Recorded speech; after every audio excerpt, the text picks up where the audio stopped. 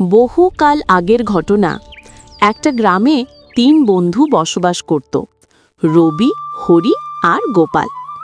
রবি আর হরি ছিল খুব চালাক, সবসময় কোনো না কোনো বুদ্ধি খাটাতো।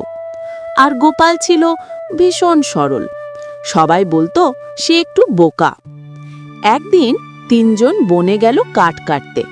পথে তারা দেখল ঝুড়ি ভর্তি পাকা আম গাছের নিচে পড়ে আছে। রবি ফিসফিস করে বলল, চলো আমগুলো ভাগ করি, না হলে গোপাল তো সব আম খেয়ে ফেলবে।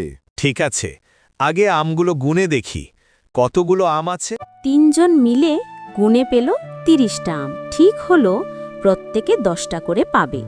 আমরা এখনো ক্ষুধার্ত, গোপাল তুই গিয়ে খাবারের ব্যবস্থা কর, আমরা আম পাহারা দিচ্ছি। গোপাল সরল মনে খুশি হয়ে মাথা নাড়াতে নাড়াতে গেল খাবারের ব্যবস্থা করতে। এরপর গোপাল জঙ্গলে চলে যেতেই রবি আর হরি আমের ঝুড়ি থেকে কয়েকটা আম খেয়ে ফেলল। পরে গোপাল জঙ্গল থেকে ফিরে এলে তারা বলল, আম গুনে দেখো কমে গেছে, নিশ্চয়ই গোপাল গোপনে খেয়ে ফেলেছে। গোপাল অবাক হয়ে বলল, ও মা, আমি তো খাবারের ব্যবস্থা করতে গিয়েছিলাম, আম খাবো কোথা থেকে? কিন্তু 2 চালাক বন্ধু নিজেদের অন্যায় লোকানোর জন্য গোপালকে অনেক বকাঝকা করল।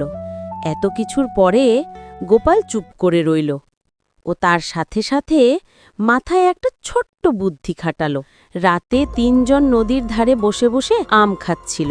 গোপাল হঠাৎ বলল, শোনো, এই নদীর জলে একটা রহস্য আছে, কেউ যদি মিথ্যে বলে তার মুখে আম টক হয়ে যাবে। রবি প্রথমে বলল, আমি কোনো আম খাইনি। এরপর কামড় দিতেই সে চেঁচিয়ে উঠল। আহা, টক! হরিও চেষ্টা করল, তারও মুখ কুঁচকে গেল। তখন গোপাল হেসে বলল, দেখলে বুদ্ধি কাকে বলে? তোমরা আম খেয়েছো তাই টক লাগছে, আমি সত্যি বলেছি তাই আমারটা খেতে মিষ্টি।